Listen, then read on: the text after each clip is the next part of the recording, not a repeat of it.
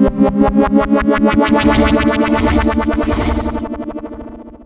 morning, Vietnam. Bikes and Beyond, episode 5. Ty Tachyk, welcome, buddy. Yes, thanks for having me, buddy. Going from bikes to the beyond nowadays. Yeah, we had a nice little garage sesh. First time riding in one of our first times riding ever. Yeah. First time hanging out in, 5 years? Yeah, I feel like it's been a minute, man. Coming close to 4 or 5 years. So, yeah, it's always a good catch-up. The garage is mint. You know, I think that's one of every childhood BMX dream to have a garage ramp, especially in Canada, right? So all the snowy winters, it's tough to ride. Yeah, it's key to get through winter. The ramp's nice to have for sure. Just the whole setup, just being able to have an excuse to hit up a buddy and say, let's have a session and do a podcast. Yeah, that's like what the whole thing was kind of made for. Bring people together and yeah. Having all the boys close now. Excuse me, sorry. Yeah, exactly. Let's recut this. I got to get a drink here. I'm losing my voice already. Yeah, it's, you know what it is, that the athletic greens. It was a bad choice. Milk was a terrible decision. Yeah. It's like powdery, eh? A powdery drink gets stuck in your throat. The more I talk, the worse it gets. Dude, so yeah. You want some water? I was gonna have some of this for a second. Cool. Yeah, sorry. We'll recut here. Yeah, no worries. Yeah, it's cool to see your bike too today. I feel like your bike is like a product of like 2010 BMX. Would that be an accurate time frame, perhaps? It definitely got some mid-school mixed with some new school parts. You know, the 2 pegs and brakes, I think, was the way to do it growing up. But, you know, as we were saying earlier, it's like such a blend now, BMX, just like kind of the mountain bike where you got cross-country, downhill, road bikes. BMX is kind of like that in a way with the racing, the flatland, you know, the 4 pegs and free coaster is its own style and flow all together. And you got the park guy. So it's fun to watch people progress. It's gotten to a level now where it takes such a big trick to impress like a lot of the older riders or like a lot of the judges that are judging those older contests. But you got to be a prodigy to make it. It's crazy, man. Compared to you know, a backflip on a box jump when I was growing up was, you know, you should go pro at that point. But maybe I'm underestimating a little bit. But yeah, it's I mean, the talent pool is out of control. There's so many good riders, and yeah, what you have to do to be a pro is insane. I mean, yeah, the level of Canadian BMX has gotten so high in the last, I guess, even before I came down here. I think it had a lot to do with Joyride and all the riders having the ability to ride in the winter. It's good to see, man. It's interesting how it's like a generational thing. Like, I feel like my age, there was like 3 years, like my age and 2 years older or younger, there was like a generation of people that came up, you know, like Braden, Barrett, Hay, Matt McDuff, Brett Reeder. Yeah. Mike, sure. Even Mike Varga, who's like the 2 years younger or a couple more than that. But like, there's like this generation of like dudes who came up, and it's almost like they come up together in the same like time frame. Yeah.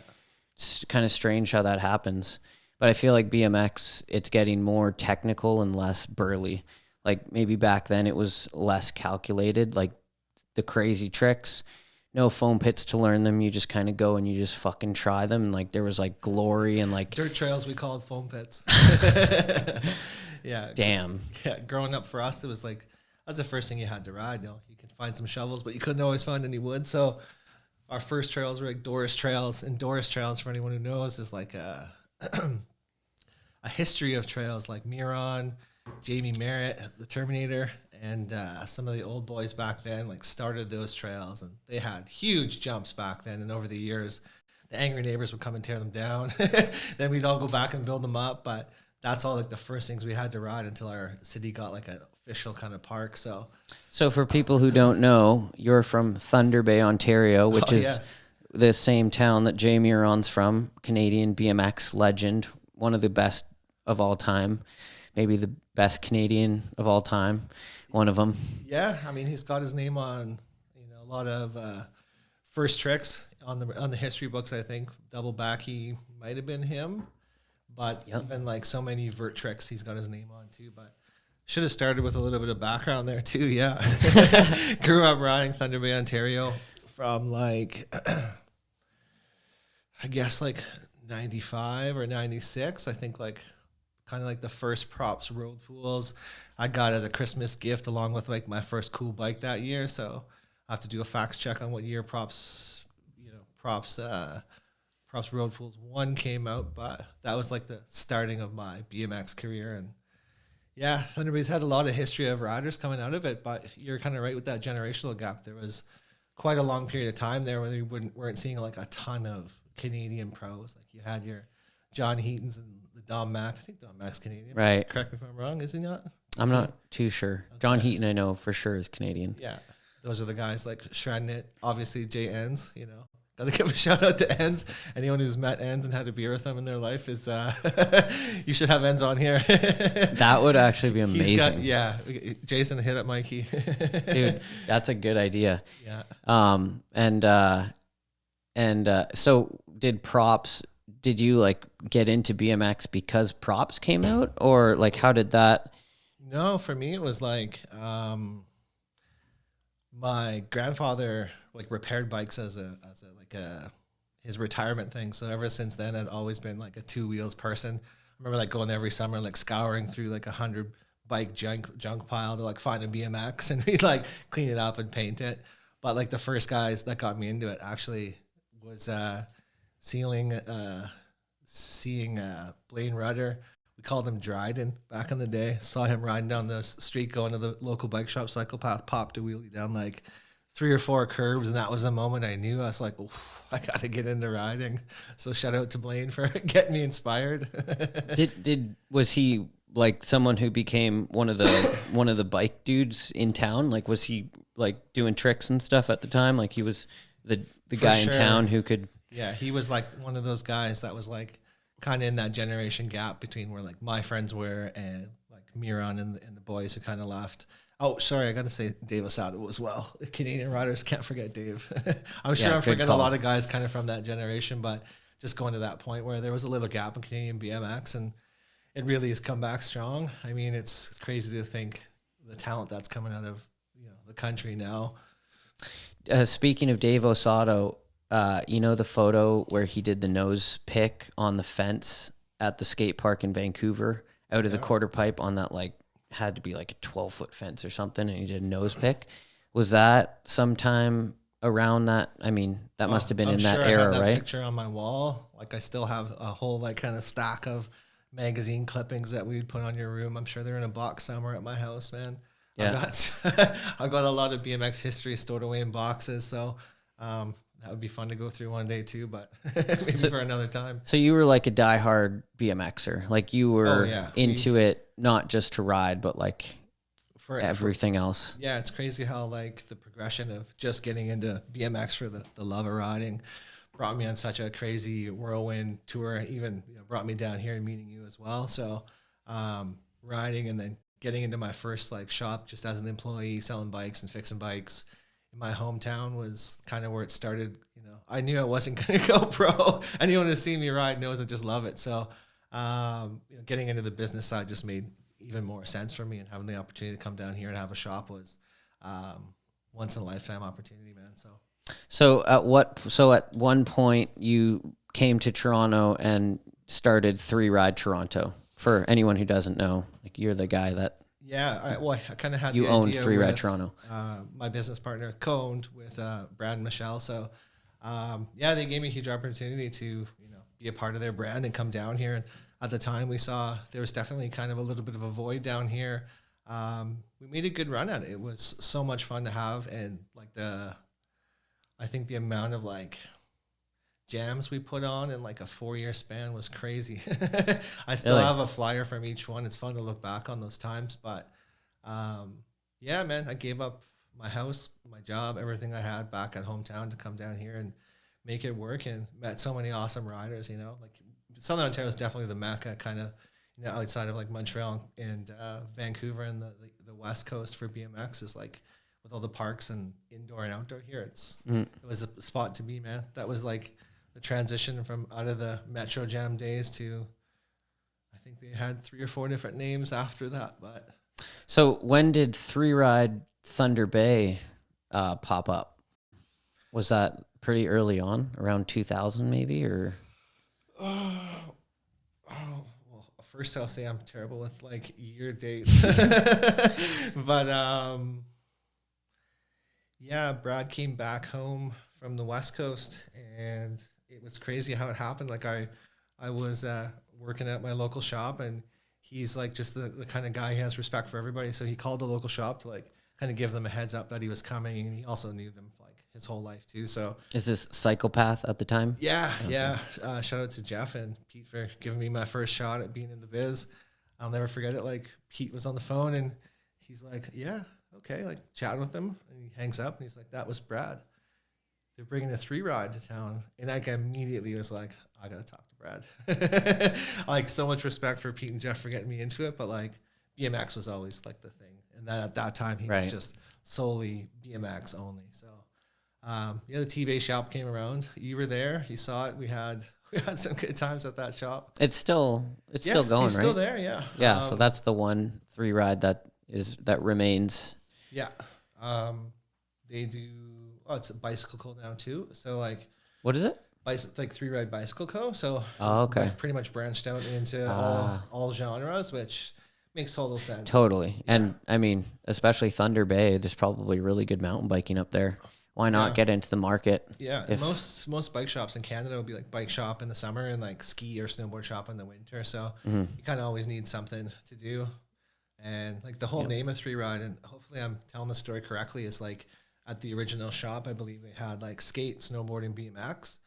And I think the first thing that got either the skate guy or the snowboard guy out of it, I think they had like a break and enter. And then a second time, I think they had a fire and like destroyed inventory. So I just don't think the guys were able to like keep up. So Brad kind of just went with it and then put it online. And I'm pretty sure it was like the first Canadian only like BMX company online for purchasing. So got my first frame from them, like a McNeil Rubin back in the day. So it's funny to think from like ordering that first kind of part from them and then being part of the whole culture in the shop was next level. So did you just basically start going to the shop every day to hang out, fix your bike, buy parts, and then kind of just integrated? No, like as he was like setting up the shop in TBA, I was like very proactive to like go and like bug him. And then like, I remember he made a few calls. My buddy, Blaine Dryden, he like called and said, "Yo, Brad called about you, put in a good word." So nice. After that, I like gave up a very lucrative government job to go pursue the passion, you know. So that's how you bought your first house? Was you had a government job, or? Yeah. So like Thunder Bay doesn't have much going on, but for anyone who doesn't know, Thunder Bay is the north end of Lake Superior, which is basically from Toronto. You have to drive like 15 hours or 14 to 16 hours to get there. It's through like trees. Like it's pretty secluded either way from the west coast. Like there's not many towns between Thunder Bay and Winnipeg. There's not a lot. Yeah, it's pretty scarce. Believe it or not, there's some actually good North Shore surfing up there too. If you're an outdoorsman, cold, I mean, that's a great place to be in the outdoors for sure. Yeah. There's endless things to do when you're an outdoorsman up there. TBA was good to me. I mean, the BMX scene was always very strong in that city, and definitely most of the credit would have to be to like Miron being the local legend, right? It'd be like a rare occasion you'd see him in the summertime, like shows up at the park, and everyone like goes to the payphone. They're like, "Yo, Miron's here! Get to the park!" Whoa, just to get a glimpse of him riding for a bit. Yeah, it's definitely, you know, I think he was so big in the sport in general, but let alone in such a small town to come out of there. And at the time, I guess you, for some reason, I was just picturing you at the payphone at the concrete Thunder Bay skate park, which obviously was not there at the time. Yeah, the Marina one, no, they stepped it up finally with some better parks in the city. But Miron was in, and this was a funny Miron story. I started telling you it earlier. We had like a 4-foot by 8-foot wide box jump, and like he like got off the plane and forgot his pedals, so like the shop only had some like plastic pedals, and he's like, "Oh man, I don't feel safe riding on these plastic pedals," but that was before it was a thing. So anyways, he still felt safe enough to like 3-whip the box, but he like started on like the side of one edge of the box and like transferred so far to the other side. And then after, like, he was trying to get a hold of Brad, so he like we were all kind of like following around. He like goes to the payphone. He like calls Brad's like parents' house. And he's like, "Oh no, like I guess they're like he's not home right now or whatever." And like, "Can you take a message?" He's like, "Yeah, tell him it's Jay Miron calling him in town." And like that was, I just thought we were like, "Oh, imagine Jay like left a message on your machine." Like his like parents' house was literally like 6 blocks from my childhood home. So like growing up, my buddy and I who rode BMX, Mikey B, we like make a purpose to like drive by his parents' house like all of the time. Like we'd stop and do some wheelies, like hoping maybe he's there, maybe his parents will come out, like give us some stickers or something. But believe it or not, like I think his mom came out one day and like kind of told us about how the name McNeil was coming about, and he was starting a company or something. So, and then I think she's like, "Oh, he's here." Like he was just like like that was like probably like when it first started when he left Schwinn. And I guess it's his mother's maiden name. I think that's what the story goes. It was a long time ago. Very interesting. Long time ago. So I hope I'm not disrespecting it. I believe that's how the name McNeil. If that's true, that is so cool. I'm sure most people don't know that that's where the name McNeil came from. Pretty sure it is. Somebody's going to fact check me on that, but I think that's what it was. And so I wonder how he got into biking to that level, like at that time, because he must have been like one of the only dudes like riding when he was younger and like going hard. And yeah, I'm pretty sure he rode with like Jamie Merritt, the Terminator. A lot of Canadians will probably recognize that guy as just an absolute beast of a shredder. And then there was a guy named Jake, and Brad was there. Trying to remember who else. There was like a small local scene, and same thing. They only had like dirt jumps. They built like the gnarliest half pipes in like people's yards. That's all they had to ride. So how he got to that level of progression, blows my mind. We'll have to get Brad on, and he'll have to tell the story about how it really went down, because I'm sure he like, maybe knows a bit more. Had so many like firsthand experiences of watching him just shred as a kid. If you see a picture of Miron when he's a kid, he's just like fearless little reckless kid. Wow. But yeah, I don't know, like the level he progressed. I'm sure at some point I knew it at one point, but he probably obviously transitioned down to the States, and just as who you ride with too, that goes a long way. Like you're saying, your core group of guys, like having indoor and outdoor parks and just pushing each other. It's like, oh, he can do that. I can probably do that too. And any sport, you got to play with better people to get better. Yeah, I was gonna say, like for me, like when I was super young, like Brett Reeder and myself, like when we were like 13 or 14, like I feel like the fact that we had each other to push each other got us both way better. Like I wonder if Jamie or on, he must have had like a homie. I mean, all it takes is one good homie, like to be super into it, and then all of a sudden you're pushing one another and you're pursuing it with that person. Or for sure, maybe there's more than and BMX has always been like your crew, right? So he had his crew, and in our hometown there was always like a crew of riders, and there's always like the next gen coming up, and it was cool to see so many generations of kids riding, and there's still a pretty good scene going on down there too. But quick side note, you mentioned Brett Reeder, man. The craziest contests are those, is it Rampage down the mountains? Like how they had the death cap that one year. Like that's a different level of riding right there. I was scared watching it. Yeah, that shit's like old school BMX kind of like mentality, but like it is still so calculated, but at the same time, like the risk, I mean, if you fall off, I mean, there's been countless injuries and bails, like memorable bails from that event over the years. I don't know if you keep up with the older years, but I remember when Nikolai Rogatkin was in Rampage. I think it was his one and only Rampage, but he fell down one of those fucking cliffs, and I feel like we watched that at your house in your basement, dude. That was like kind of when I first met you. And there was like, we were made a point. It was like a Saturday afternoon. It was early because they never show cool bike stuff on TV at a good time. It's like filling in between cartoons. That contest was always at a good time because it's only like a 2-hour time change, I think. But yeah, I remember he had a bail where it was like he basically tumbled off of a cliff, and he was okay somehow, but like it looked like he could have died. And like there's been so many of those. Like, yeah, it's an insane contest. It's cool how it transcends way farther than mountain biking. It's like, and beyond bike riding too. It's like something that everyone can appreciate. Like dirt, like, you know, Travis Pastrana's out there, Travis Rice, all these Red Bull athletes from different sports are like, go to Rampage just to watch it. Like that's a testament to how cool it is and how crazy. Yeah, it's a whole different level of just focus, commitment, right? It's all commitment when you're going down the ramp like or a mountain like that. It's cool that they got to like help build them and stuff too. They really did it in a crazy way. What was like the last crazy dirt comp that was out in BC? The last contest Miron put on. Oh, Red Bull Elevation at Whistler. Yeah, that was like they do it right. Those kind of comps, like it's sad that they don't, you know, have that same level in Canada anymore. That's what's so crazy is like Jay Miron was kind of the reason that all happened, right? Like For it's sure. the power, like, and he had a lot of people helping him for sure. So yeah, but right. It was like, but he's here. It's like all those people that help, but I feel like a lot of the time it is that one person that's really like spearheading it, like the spark of kind of the whole thing. And he seemed like he was the spark of Elevation.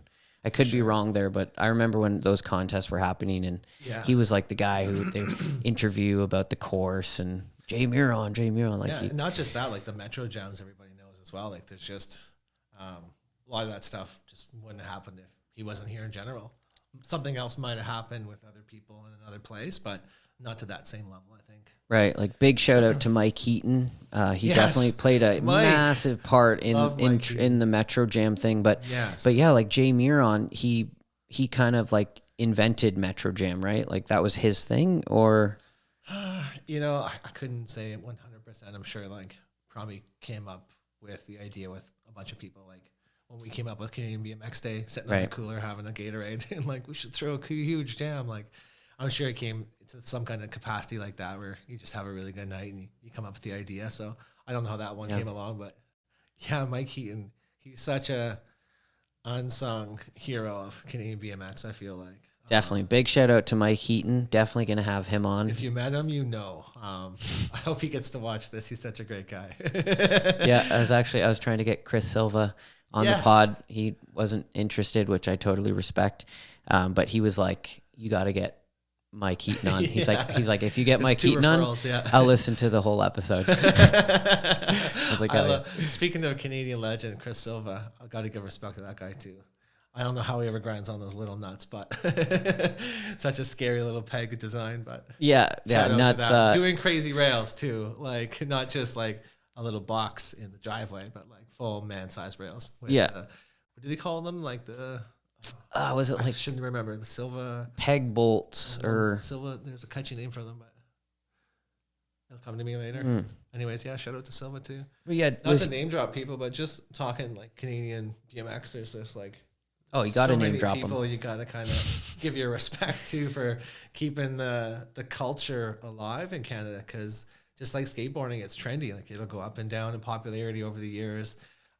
There's so many skate shops out there that have like gone up and down in sales, or like a new cool toy comes out, like Nintendo. I'm sure that came out and skate shops are like, shit, I'm not selling as many skateboards this Christmas, and because everyone's sitting inside on their like computers and stuff, and those generational changes. But some of those OG skate shops or OG like bicycle or BMX shops that are in Canada, like they've been through some tough times, all of them. They're not just like making a couple $1 million a year. Every year it's sunshine and rainbows. Like they've seen some years where they're probably like barely scraping by, you know? So there's not a lot of them out there anymore, but point of stories. All those guys who like kept the spark in people's eyes and the culture, whatever the coolest trend may have been over all the time in Canada, you know, going from the park riders to street riders, you know, a tiny T-shirt with big pants, or a big T-shirt with tiny pants, or tiny both. And tiny both. That was the Toronto scene, tiny both for a while. Yeah. I feel like Garrett Reynolds was a part of that, kind of spearheading the tight stuff. Pants, But Chris Silva. He wasn't the first pegless rider, but was he the first guy to actually invent like a bolt that was a peg? Like, because they made the Animal makes the like the peg bolts. So yeah, it's that's like his peg bolt. I feel so bad I can't remember the proper name for it. Oh, it's not a peg bolt? He's got like a something like Some catchy. He's gonna be mad at me Yeah, for forgetting yeah. if he sees it, but yeah, I think I have a pair at home, like in a box that I saved like brand new just for the sake of it. I think I have a silver seat too somewhere. He took pegless riding to a whole nother level. Like, it's And very like cool. very calculated and like a solid with all of his grinds, like not like sliding around on too many things. I'm sure like there's probably a lot of edits where he's like, you know, trying his attempts for grinds, but he probably pulled a lot of stuff for a second try too. So. Like we were talking about earlier about how BMX, there's so many different avenues and it's evolved a lot. I feel like the technical aspect of BMX has obviously taken off, because back in the day, like Jay Miron generation was like the Burley generation of like no foam pits. Like, I'm just gonna fucking send it, and if I landed, I landed. If not, then good riddance. And I feel like over time that has kind of dissipated more and more. Like, BMX has become more of a calculated thing where, like, I mean, just the general styles, like you mentioned, 4 pegs and a free coaster, like even that, like it's, you know, like it's a lot of it is kind of just tech and more technical, not so burly. Mm-hmm. And I feel like that kind of, that's more sustainable nowadays. Like, people have realized that if they don't like just destroy themselves so much that they can do it for longer. Like, that's kind of how I look at like a ledge now. It's like, oh, if I can like riding a ledge seems more sustainable to me than like a big box jump, because, you know, it's closer to the ground and it's more technical. It might not be like as, like if I fall, it might not be as burly, but there's still like hard tricks and technical aspect is like harder. Yeah, you nailed it, man. And like, you're on the right, completely on the right path of like why I think 4 pegs and a free coaster became so popular. Like, very hard to ride brakeless, and with a free coaster, the balance left and right, forward and back is next level when you see the pros do it. But just like the beginner kids learning that, it's 100% slower than blasting a quarter pipe or hitting a box jump. There's still that main group like that. Still always going to be the tech guys and the ramp guys, but I think because of the 4 pegs and free coaster, not that it's any easier to ride, but it's just like maybe a little less fear factor than going 10 feet in the air. So it did bring a lot of kids into the sport as well, which is good for it. But like seeing like you and like all the pro guys and Garrett and everyone who rides backwards and forwards and 4 pegs is it's wild to see guys do stuff backwards. I almost feel like it's a bit of an old school mentality almost with like the burly stuff and with the technical stuff. Like, I almost see it like, you know, I think of sports like darts. Super random, but like darts is so popular. Like, darts is so popular. You watch the contest, there's huge crowds and everyone's having a great time. But like, it's not like they're doing something life threatening. It's full technicality. Like, that is an example of like no burly, all technical. Mm-hmm. But it's like, I feel like BMXers, and this is like, obviously this is more like old school, but it was like the old mentality was like, the harder you are on your body, like the more you deserve to get from what you're doing. And it was almost like they thought that like the physical consequence was like a payment, that like you were going to like get cashed out for that payment. But the way this world works, I feel like the older I get, I feel like the more it's like there's money in using your brain, and like like using your body doesn't always get you paid. It doesn't have that currency, but it costs the most. Like it's a big expense, but it doesn't always like cash you out. No. Like, I don't know if that makes sense, but it does. And you're kind of speaking to like the lifespan of a pro rider back then and now. Like, your body can only handle it for so long. And I was never like a crazy rider where I was like blasting 10-foot airs or like sending huge rails. But even still, like, both my ankles are kind of messed up. My wrist, my elbows, both my shoulders, just elbow meets cement one too many times in your life. And now at my age, it's really like, wake up, you walk down the stairs, and like everything kind of cracks, and you're just like, oh, shit, shouldn't have fell so many times. But the pro guys that are pushing those limits back then, like, I remember seeing like in a magazine, I'm sure a lot of people saw it, where there's like a photo of Matt Hoffman, and they had like an arrow to like all the like body parts and like what's fake on him and number of surgeries and like his head, like how many concussions. Like he's a bionicle man. Like he definitely must not feel too good when he wakes up in the morning. I don't even understand how the Matt Hoffman injury list is. Like, it seems totally conspiracy. Like, isn't it over 100 concussions or something like that? Like, the amount of concussions he has, it's like, how is that? Like, how is he still? He probably doesn't doesn't even tell you now. And like just myself growing up, like my local medical doctor, this clinic I went to, they'd have the classic chart, and I had like they'd X-ray you and put a little sticker on the chart each time. And I had like 2 rows on the front, and it like he had to flip to the back to start putting stickers on. And it gave me the dad talk, like, "Are you sure? Like, you want to keep riding? Like, this is what you want to do in your life? Like, yeah, like it's not a matter like if I want to. Like at that point, like you just have to. Like that's all you want to do. Like you're just instinctively want to ride. There's nothing better, and any rider knows. You know, just getting on 2 wheels. But that was just my chart, and I wasn't like really pushing boundaries. So imagine like all the medical records he would have had. They'd have a filing cabinet for him, but he's still kicking, still skydiving. I bet you he's still blasting ramps maybe as we speak. Yeah. And yeah, it's great. Like Travis Pastrana is another guy with a massive injury list. And when you look at that injury list, I'm just thinking like, when did they even get any time to ride? Like, it looks like they spend most of their time broken, like just on the couch. Like, it's nuts. But still coming back stronger, still maybe inventing a new trick or winning another comp. Yeah. Yeah. Those guys are prodigies, you know. They don't have to practice 14 hours a day. They practice an hour, like, oh, I can do that. I remember how to do that. Mm-hmm. And maybe too, if you start making a living doing it, maybe like from a decent, like an early-ish age, I feel like it would maybe change everything. Like if you're injured, it's like, well, you're employed, like you're a pro bike rider, like you're fully employed as a pro bike rider. So like your focus when you're injured is going to be to heal and like get back on that bike. And that's for sure. There's guaranteed tons and tons of pros over the years that probably worked. Well, I know for sure worked a regular job, still trying to compete, still taking a few weeks off a year to go travel some comps and try to make a couple bucks. Or doing like a stunt series show. You remember having like the stunt series shows like coming across Canada on a bus, like some gnarly dudes probably just came up through like Minnesota or like something like that and did a little cross Canada tour, and like always like at my time was like 1 or 2 quarter pipes and crazy flatline moves mixed in with it. There's been a ton. Shout out to Crusher and still doing those shows now.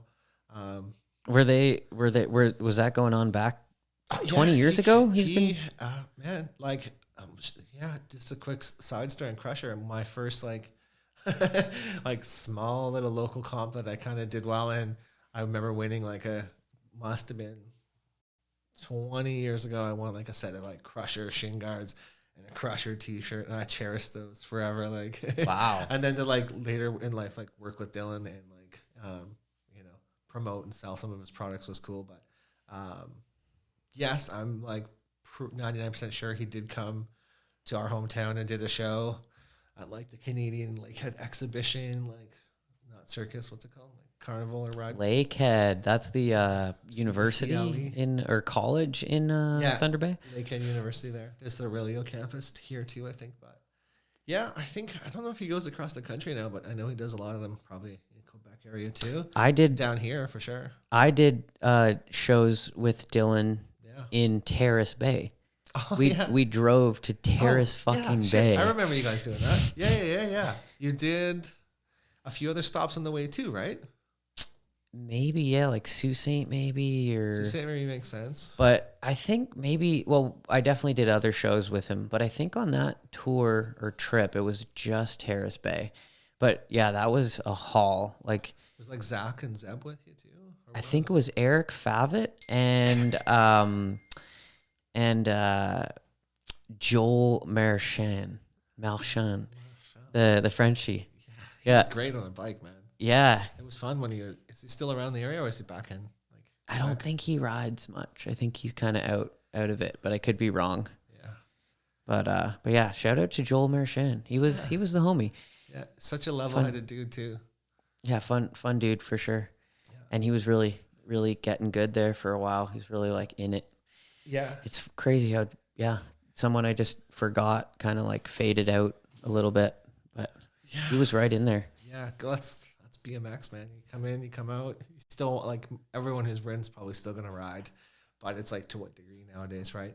Mm-hmm. Yeah. Lives and girlfriends and wives and marriages all happen, and full-time gigs, and excuse me, just makes you think about those younger years, like the era that you just talked about, like going to the doctor and like being like, oh, you have a lot of injuries. You sure want to do this? And it's like, I have to. Like, that was such a powerful time. Like when you're younger and you have a passion that's that strong, like that just drives you in life to like where, and with BMX, it's really special because it's like, it's not only blood and sweat, it's tears as well. For sure.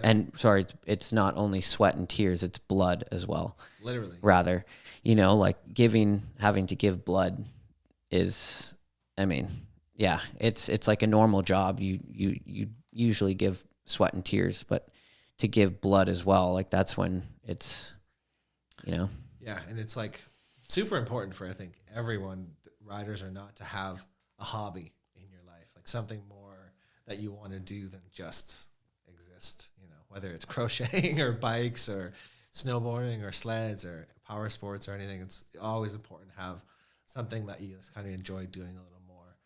Mm-hmm. And it was an obsession. Like I mean, I'm assuming like for you and I, it was almost the same from the sounds of it. Like just fucking obsessed, like getting hurt all the time. Ride, every day all summer. Get out of school and you just a skate park rat. Probably smell like the skate park too. Or the dirt jumps. Or did you guys ever like sneak out during sleepovers and go ride like street or like for sure, fuck around? Everyone would say you're sleeping at the other person's house and you hopefully make it back to somebody's. Yeah. Oh yeah, we'd have like endless street missions. Oh man, I loved that era. Like, and I was lucky enough to like have a basement in my house with like a back door. Yes. So like everyone would sleep in my house and we'd sneak out and go ride bikes till like 1 a.m. Good old days. Yeah, I think one of the highlights for me was with like my original crew was like the boys like Drew, Pat, Keith, Mikey, Justin, Cody, Remy, Frank, Wheelie. So many of the like local legends. I know I'm forgetting a few people. Sorry guys.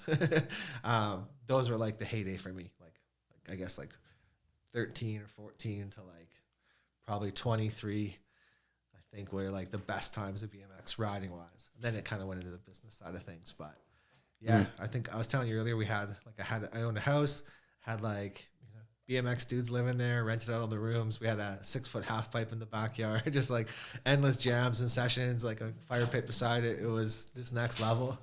Was this the government job stage, or was this like working at? That's where I did like the kind of cracker factory kind of idea for the government, just like industrial revolution. But what was it exactly? It was for the Canadian Grain Commission, so like federal government. In Thunder Bay, there's not a lot of industries like paper, pulp, and forestry at one point, but like the grain section's huge because the big ports there. If you ever have been there, you see all the big grain elevators. So yeah, it's kind of boring to explain, but it was a federal job and pretty interesting. Actually, I kind of want to hear more. To be honest, it was like all you got to know is like you're walking like 200 feet into this place, and if you've ever seen like an old English movie on the Industrial Revolution where like there's like the steam like all the factory things going on, that's like what you're walking into. Everyone's carrying their lunch boxes. There's like the 65-year-old guys there who'll never retire, and like whew, like it's tedious on like your energy and kind of like your soul. You're just like, it's not like a place that's going to motivate you to like want to just go out and do fun things. Just like, okay, you got a job, just do it. Right. But like still good staff and people that you worked with. And that's kind of, I think, the same with any job. It's like who you're working with that makes or breaks it for you. But so that was your taste at like the normal life in a sense. Like you kind of like went university and then went into that, and it kind of like puts you in a different like mind frame kind of when you get into that zone, you know, going from like the prime BMX years and like having a lot of fun. We still had fun when I was in that industry as well, but like I guess I had more fun because we had more cash to play with, but that's why we built the ramp. But Right. still worked at a bike shop on the weekends. Three ride, or is this A before that? psychopath, yeah, Okay. a psychopath. So they were gracious enough to let me kind of be a weekend warrior, like Fridays and Saturdays. Are all the psychopaths owned by different people? Because there's quite a few of them, As far as right? I know, yeah, they were like a franchise thing, and you would like kind of Damn. buy into it. They've been around. Like, they're Yeah. OGs. Yeah, Southern Ontario, I think, had a ton of psychopaths at one point too. I think there's still a couple Yeah. in Toronto and Mississauga. The guys in Thunder Bay, I think, well, they were smart. They got out and teamed up with another local bike shop that's there. Instead of like being competitors, they joined Fresh Air. Shout out to Fresh Air Experience. They have a next level like bike shop, and I wouldn't just say bike shop. I'd say lifestyle store. So much stuff in there. Like again, I think they do like skiing, snowboarding. They must do like stand up paddleboards, wakeboards, every I like the genre and name. everything. Yeah, it's cool. Just like good people who are dedicated to it, like their whole lives. They're riders in whatever their sport is, and they've like always been supportive of the local scene. So like those like OG shops in small towns and across Canada, you know, keep the, let's say like the alternative sports alive, BMX, skateboarding. I don't want to say the other name, like Rollerblading? rollerblading. Yes, Scooters. Oh, scooters right, as well. Yeah, yeah, definitely. Oh no, I mean, scooters. Yeah, there used to huge be now. several names for rollerblading. Rollerblading's back, I think, more of in just like a exercise thing. I see so many people on rollerblades. Like it's funny to see now, but yeah, it's people getting out and being active is important. Yeah. Scooters was huge. Scooters was huge in Canada too. I think every bike shop probably carries scooters as well now. Yeah. Gotta. Kids have fun. Yeah. So you did the government job. You bought yourself a crib, built a half pipe. That was like the party years with all the homies, the golden days, and then you sold the house and started Three Ride Toronto. Is that what kind I of? mean, I pretty much did, gave up everything I owned, downsized a lot, and moved out here, tried to make the dream work. Like I said, I was lucky enough for the owners of Three Ride to give me the opportunity to, buy in with them and carry their name here. And it was a fun 4 or 5 years. Those were definitely like the business side and probably riding side too, were epic down here. There's just, like you said earlier, there's like that core group of guys you grew up with, but there was like a lot of groups of riders down here that, allowed me to come and, have a session with them. So shout out to all the guys who, took me in as their own for a day or two here and there. The Foo guys, a lot of the guys from Joyride, a lot of the Toronto legends. What was the Toronto crew again? ICC. ICC, thank you. Yeah. Those were all the ICC. Can we talk about them for a sec? Hell They're yeah. all like such awesome dudes, and they're all so unique in each one of their own ways, and like just held it down. OG like core group of like Toronto riders. So shout out to those guys. It's awesome to see, and like they're all kind of around my age too. So it was good to see those guys out shredding and still pushing it. I feel like it was slightly before my time in BMX when that was going on, Yeah, but I know it was, obviously Chris Silva was a part of it. I think Kevin Salmon might have been a part of it. But who else was in there? Ginger Ninja. What's his first name again? Ian Christensen, I think that was him. Yeah. or was he in the ICC, or was he after maybe that? he was just riding with them. Shout out to Ian Christensen, by the Tall way. Paul? He's one of the OG. Actually, Ian Christensen, first guy I saw with a free coaster at the warehouse in Toronto at that time, or back in the day. He would send it, that guy. Yeah. Yeah, there's a lot of the guys that were in that crew.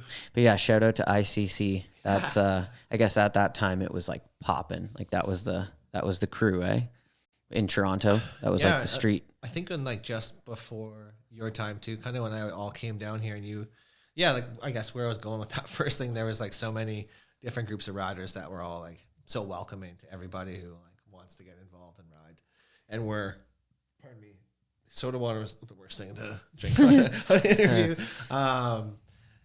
Yeah, there were so many like brands and companies and crews that like were always down to like be a part of a jam or help out in some way, you know, flip some hot dogs or, you know, give some prizes. So it was a lot of fun being down here and having so many people come out to jams, seeing all the crews and cliques around. And then even in Toronto, there's like, you know, like your kind of every little area or whatever the local park is will have like kind of their local crew, because you've been in Toronto, you know, it's tough to get around from one side to the next. If you're going to bike downtown Toronto, there's only so many pedals you can get in a day. Yeah. Yeah, it's fun.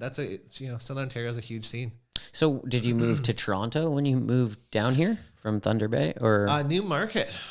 Yeah. Oh, right. Yeah, I was Okay. just around the corner from you for quite a while. Remember? Okay, yeah. So that's when you came here. Newmarket, East Gwillimbury. Yeah. Good area. Good area. Yeah. Such a hot spot, and like a lot of riders around that area. Like Brett was there too. Yeah. Crazy to think too how like he got to a very high level of riding as well. Yeah. Shout out to Brett Reeder. Natural talent, but still had like more, obviously lots of spots to ride as well, which definitely helps too. But he was like, Yeah. You know, I feel like for Ontario though, he He's struggled for years, like building stuff on flat land. Yeah, you guys used to have those jumps in like EG, like those old dirt jumps that you guys used to build too.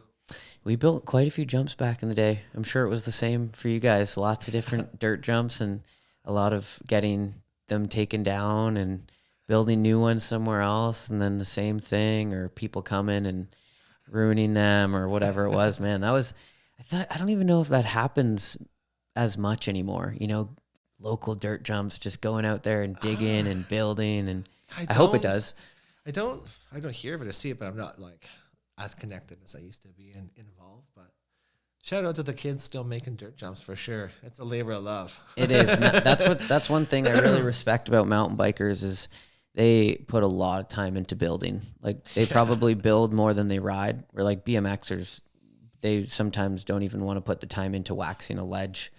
You know what I mean? It's like, and not that they're all like that. There's very hardworking BMXers, but like digging, like building jumps, like there's just something a lot special of guys about it. Just want to Snoop Dogg their way into the spots. Like, oh, it's all ready. This is sweet. Yeah, that's right. Exactly. Oh, we have to water the jumps. Oh, actually, I forgot something in the car. I'll be back in 20 minutes. Yeah, we're just gonna go blaze. We'll be right back. Yeah, exactly. And we're done the ride. Oh, guys, sorry, I can't like get the jumps like maintain the jumps before we leave. I gotta go. Sorry. There's always a kid in the crew who doesn't want to help out and doesn't have a tool with them, but they're just a good, passionate rider. They're always there to ride with you.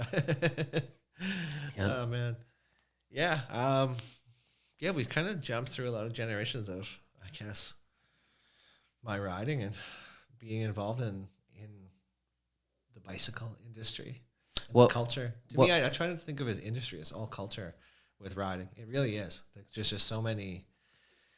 In each kind of, like we were saying earlier, in each genre of riding, they got their own culture. The park guys, the dirt jump guys, the street guys, the OG street crews. Like, it's always so fun to be involved.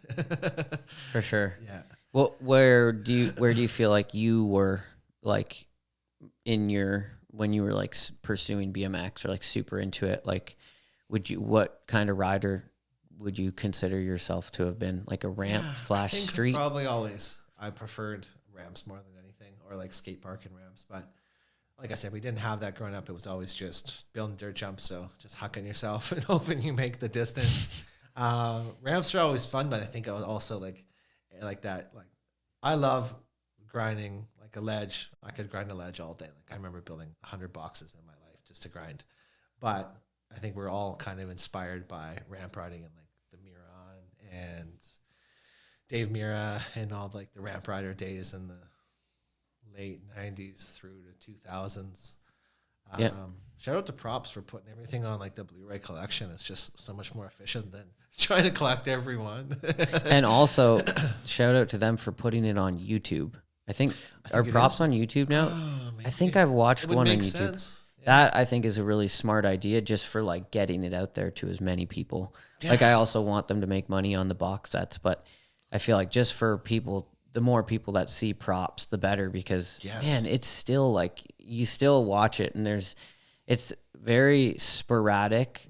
the fucking crazy clips. Like there'll be one random like insane thing in the middle of the video that you're like, that no one even talks about that, and like no one's doing anything like that, and like that happened all the time back then. And the coverage too, like they would do, the coverage was all across America. Like they'd have, like riders from every city, and like the odd Canadian that'll stop probably in Vancouver or usually or like Toronto for a jam or something. But the coverage they get, like it's definitely, everybody knows people aren't like collecting DVDs or games or movies like they used to. So like having the physical copy isn't the same, but all those companies, like 100%, it's awesome to see them put together. Still, we'll sit down and watch like a We the People or a Haro video or the Vans video, just like to see what everybody's going on, like, more than a minute and a half video. So like sit down and watch a 20, 30 minute like riding video.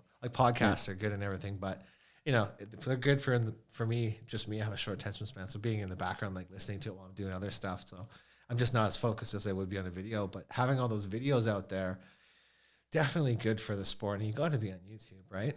I'm not saying anything new right now, but I think it would be cool. Maybe they have or not, but like props kind of passing down the name and passing down the torch to some sort of like group or genre of riders to keep that going. Well, like I know there's people, like all different guys doing their own kind of filming and trying to make a go at it in that kind of way as well. But I don't know. Is it Stu Johnson that made props, filmed it, edited? If I got that wrong. There were a few of them, yeah. Stu was involved. Forgive me if... I can't remember everybody's name. You would ask me this 10 years ago, I'd be like, this guy. Right. Well, regardless of who, recently there's been a few... So they're on it. Trip videos. Sweet. Like Chris Moeller did an S&M trip. Mm-hmm. And I think a couple other companies have done this, but they're doing prop style. So they're going on trips. Awesome. And they're riding whatever the fuck they come. I'm pumped. And they're they're making the video everything that they ride. So it's not just like, oh, we got to go to like get like pristine street clips. Yeah. They're riding like, oh, we're at the skate park. Cool. Let's get some clips. It's totally like a props feel. And that's coming back around. Get some of the, which is cool. Getting some of the antics in there. Like maybe props road flows like 1 to like 7 or 8 or whatever it was. They kind of slowly got out of, and maybe it was after like road flows 10, because road flows 10 was cool, but they kind of got it out of like the antics of like people just fucking around and having fun off the bike too. And that's the culture side that slowly kind of got out of it, but there were so many heavy hitters on like the later years of them that you got to get all those crazy tricks. Have you seen there's a skateboard one, road, but it's like the same thing, but they have a bunch of challenges. Cool. So there's like a bunch of different teams and they have like this list of challenges. So they're trying to like get the most points, but it's just like props in the sense of like they put everything in there, like these, like they're smoking weed or they're drinking or like it's basically Jackass. Like, they have to like drink like gnarly shit to get points and like it's hilarious. Like it's more than just skateboarding. It's like you're watching like a whole TV show, like a Jackass episode, but with pro skaters, and it totally like it shows the culture. It shows who they really are, what like behind the scenes and what goes on like on all sides of the equation. Yeah, like skate vids and I think like Jackass and stuff like that was like just become really popular when I first got into like, it was like skateboarding and BMX, and there was no real like easy way to get BMX movies back then. So skate vids were always like the first things we'd watch, and the older ones were gnarly. But like for whoever invented props, like how cool is that? Like how many people like you grew up on it and are like love it still, like it's still a cherished pastime and something just like, one or multiple people were like, hey, let's do this. And just to think that like anyone out there, like you can make an impact on like either like your local scene or like the entire BMX scene by throwing a jam or making props or anything. Like the fact that like thinking about Jay Miron, like the fact that he spearheaded Red Bull Elevation, Metro Jam, like these are like this is like one man's impact on the sport. Like obviously not literally, there was tons of other people involved, but it's so cool. Like you can do that stuff, you know, like for pro riders out there or people who want to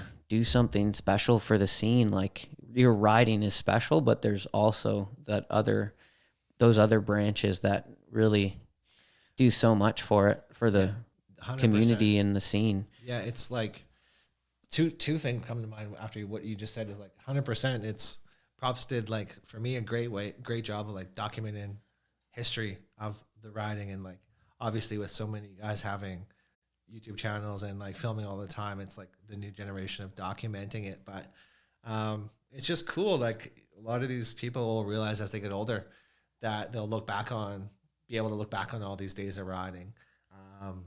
And then the pros getting involved, like one thing I would like, the only piece of advice I would say to like any pro is just like remember those days of when you were a kid and you were like looking up to some pro rider. It's like try to give a little bit more back, like go to a small jam or go to something that you don't have to, or just do something more for that community, you know? I know pro riders are not made of money, so not donating money to anything, but just always being involved a little more with the scene.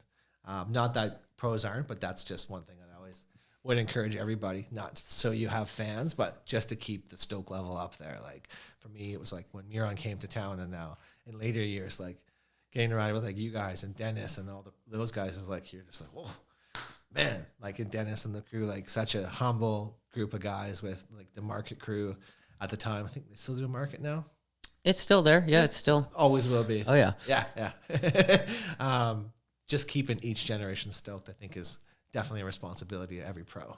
Yeah, and the in-person stuff has definitely changed where like I think at some point people started maybe not having as much of like an idol, and they wanted to be like, it's like they wanted to be the pro rider that they looked up to or something. I don't know. It's like back then everyone had this person that they looked up to, and it seems like that kind of changed, but at the same time it hasn't. Like it still makes a huge impact. Like especially for the kids who are like really fucking into it, like the kids who are going to be the next pros, like the young kids who are obsessed with it the way we were. Like for them, if they see those pro riders in person, like, I mean, it's that first, like, like I spoke to it earlier with Dryden just popping a wheelie down like several sections of a sidewalk. That was the first moment for me. But I'm sure there's a ton of kids that see somebody like just on that next level of like amateur to pro riding at their park, throwing a tail up or a big 360, like, ooh, like that's the coolest thing I ever saw. And right. They're in it for however long they're in it. They're at least getting back in. But yeah, for me, it's always just been such a passion to ride, and grateful that I've haven't been too injured to keep riding forever, and then being involved in the like Canadian BMX for so long, and the business side of things too is insane. Dude, you did very grateful to everyone out there who's like tossed me a free t-shirt or a free hat, or like all the brands that I've supported and supported me. So pumped. You Not did riding, but the business side. Well, I mean, dude, you did a lot for Canadian BMX. You did your part, I put a little stamp on a lot of things. Yeah, exactly. You did. And I mean, like you were saying earlier, you were talking about all the jams you've done. Like you've thrown a lot of jams, right? Like in Thunder Bay too, you guys did. Yeah, not even counting back there down in my hometown. We used to like, we're constantly trying to get jams going. Like with the first shop I worked at, we like put to like I spearheaded like a local BMX team. We got together, always trying to do jams. And then down here, I want to say like over 20 jams for sure in like 4 or 5 years. So like quite a few. And then when we connected and did Canadian BMX Jam, like, man, like that first or second year was like, I've never seen that many kids come out to a jam. There's a photo floating around, but I think I spent the time and I kind of like try to like rough estimate count. There was like 200 plus kids and people there, and all like stoked, and like so many companies helped out. Like Vans gave us a ton, a lot of bike shops, 3Ride, Joyride. I think Harvester was involved, and probably forgetting a few shops, and like obviously like Space Brace and everyone else, Sleek, and all the guys were involved. Mm-hmm. And like every kid walked away with like handfuls of like goodies and stickers. Everyone had food. And there was just like, that was probably one of the biggest jams I think we've ever put on. Like, Yep. I've been to like, I feel like I've been to like some of the later Toronto jams and not even seeing that many people in the audience as we're at that. Dude. You know, it was like, I can't believe we pulled that together. That was one of the biggest, like, one of those moments where you just look around and like, holy cow, I can't believe this many people are riding and are stoked on it right now on the 35-degree Saturday at Richmond Green. Yeah, man. Canadian BMX Day. That was another stamp in our legacy that we've left. And yeah, I wish there was like a vlogger like at one of those jams, just someone who like would have documented it, because I don't think we had much video. We roughly did. Like, not, we didn't put enough time into that. We just put a lot of time into everything else with it. But yeah, like the turnout for those jams, especially the first like 3, man, that was fucking wild. And that was just, like you said, we were just in Andy's garage, just chilling, and just randomly came up with the idea, and we're like, sweet, let's do this. And we just, and man, it like the amount of work, it actually requires so much work to do a jam. And so many people. Yeah. Shout out to all the parents for sure that helped. And the homies. Sam Rykoff and all the sleek homies that helped. Yeah, all the whole list. Giordano's. I'm forgetting a lot of people. Henry and Henry's dad. They're Henry's riding buddy. Yeah. Or we're rambling on now, but yeah, took a lot of people to get together. Yeah. And those are good times. And yeah, it takes a lot. You got to do a lot. Like I mean, for those jams, like it was a lot of time and effort and money. Getting the proper insurance put in place and all that stuff too. That was the hardest part. We got lucky. No one got hurt. Yeah. Well, Webster broke his ankle. Touche. Yeah. Yes. But thankfully he didn't sue us or the park or anything. Yeah.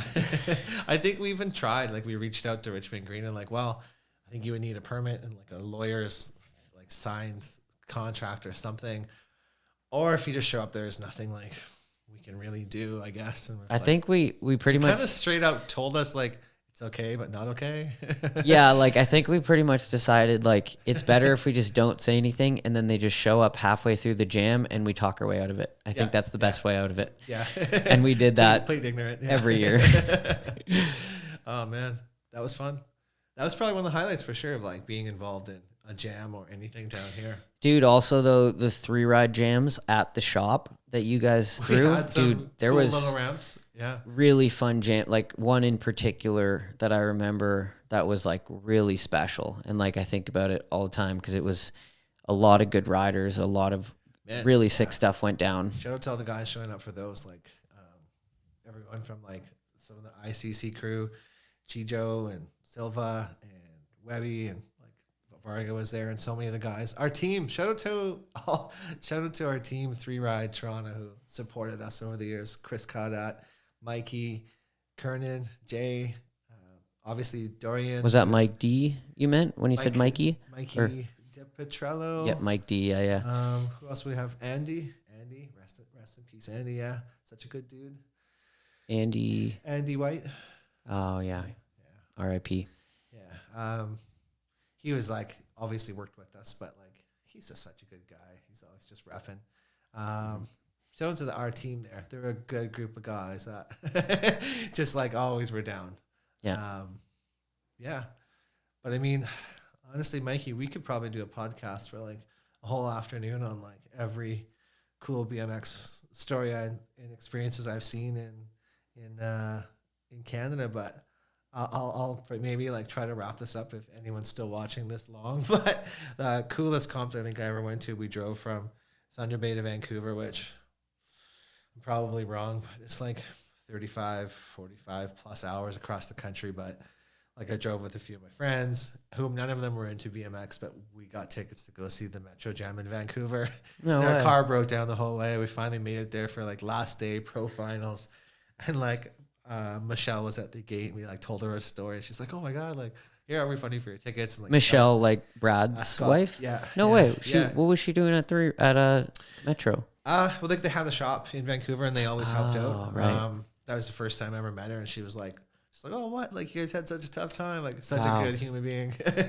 So we got there, and it was just like the most epic contests, pro finals with like that, whatever year it was. I'll have a note somewhere, but like the vintage McNeil days, Metro Jam days, where like everybody came, like Robbo from Carlton, like all the big pros at the time were there. So was this when McNeil actually had? Because there was a time when McNeil had like the best team like in the game, right? Like was it like 2000 area or around the 2000? Right at that time, like Alistair, Dave Osato, Dom Mack, Gary Young. who am I forgetting?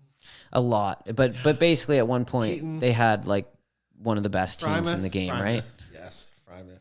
He's so good on a bike. Him and Osato. Yeah. Wild dudes. So you guys drove across the country to just to sum up that story, like just going on a road trip, even with, only two of us that were into riding, to go see a comp like that in Canada. I don't know if like new generations will have that chance to see those big comps come through.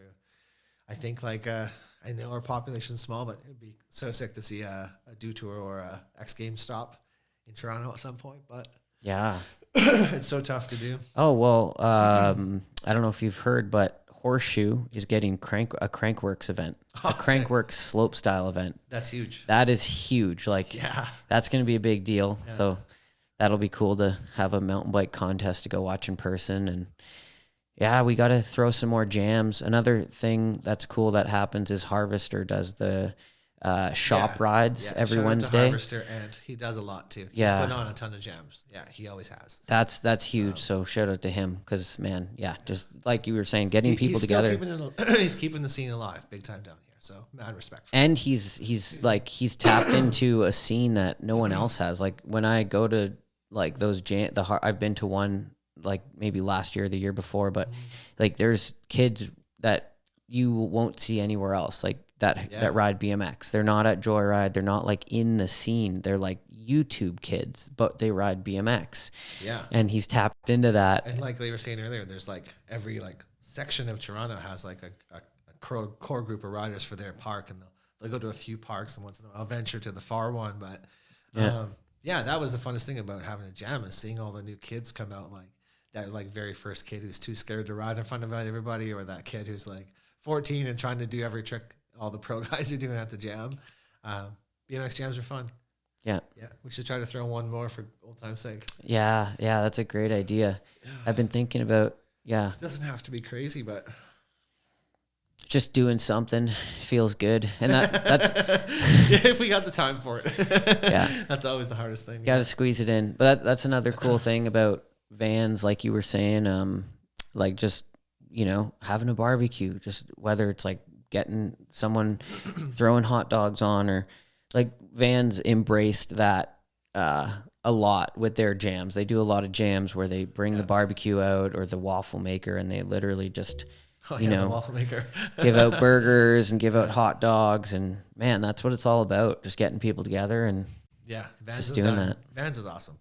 They've done so much for alternative sports. I hope they get a presence back here in Canada soon. Hopefully things go back in a stronger direction for every company that was affected by the COVID sales. Excuse me. For sure. We've gone on so many different aspects of just chatting, buddy. It's been great. Yeah, it's like it really threw me down a trip of memory lane here, because being a dad now. Shout out to my wife, my daughter, Fam Jam. Being a dad, your perspective and your priorities and your time all shifts to different things. But I still run a side biz repairing bikes, so I still have that passion and still always on two wheels essentially. But hopefully I get to jump back on another podcast in the future. Absolutely, we'll make it thank you for having me. normal thing. I'll leave it with